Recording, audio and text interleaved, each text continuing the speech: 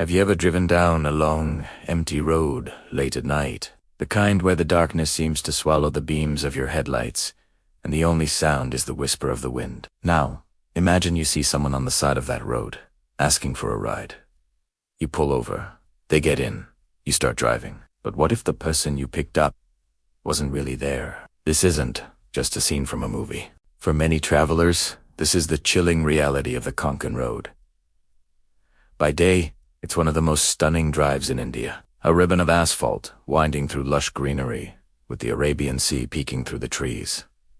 It's paradise. But when the sun goes down, the stories change. The road takes on a different personality, one filled with eerie legends and strange occurrences. It's notorious for what locals call phantom travelers. I've always been a skeptic. I'd heard the tales for years, hitchhikers who appear out of nowhere and then vanish from the backseat. Whispers on the wind, a woman in white asking for a lift. I'd always just dismissed them as campfire stories, the product of tired drivers and overactive imaginations. I thought there's always a logical explanation. That is, until last month. Until it happened to me. I was driving back from a friend's place in Goa, heading north. It was late, probably past 1 a.m.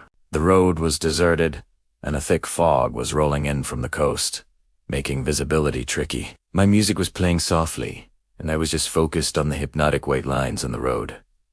That's when I saw her. Standing by the side of the road, just past a sharp bend, was a woman. She wasn't holding a sign or anything, just standing there, looking towards my car. She was wearing a simple, light-colored.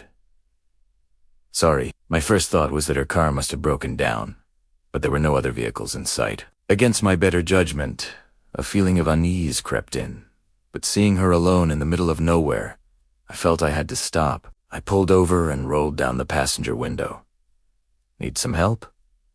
Where are you headed? Primera, ask it. She didn't look at me directly, but just mumbled the name of a small village a few kilometers ahead. She seemed distressed, so I unlocked the back door. Hop in, I said. I can drop you off? She opened the door, slid into the back seat, and closed it quietly. I remember the soft click of the door latching. We drove in silence for a few minutes.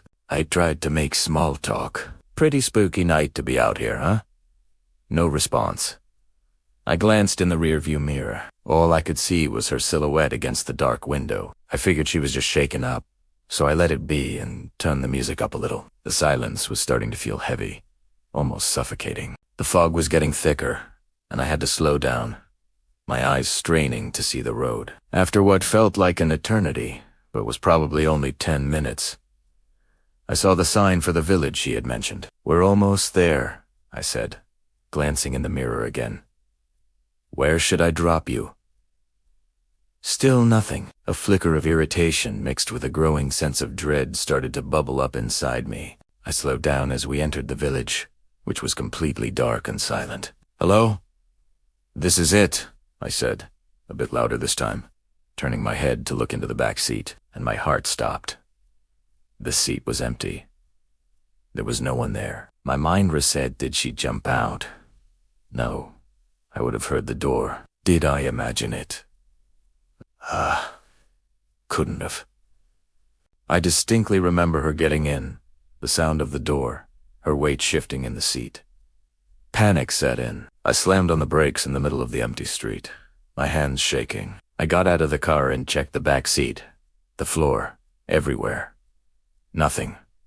She was gone. I stood there for a moment, my breath catching in my throat, the cold night air doing nothing to cool the terror I felt. I got back in the car, locked the doors, and sped the way, not even looking back. But here's the part that I can't explain, the specific detail that shattered my skepticism forever. The next morning, when I was cleaning out my car, I found something on the back seat, right where she had been sitting. It was a single, wilted marigold flower, the kind you offer in a temple. There's no way it could have gotten there. No way at all. I haven't driven that road at night since, so the next time you're on a lonely road and see someone asking for a ride, you might want to think twice. You never know who or what you might be picking up. Thanks for listening to my story. If you've had a similar strange experience, I'd love to hear about it in the comments below. And if you enjoy tales of the unexplained, Make sure to hit that subscribe button and turn on notifications. Stay safe out there.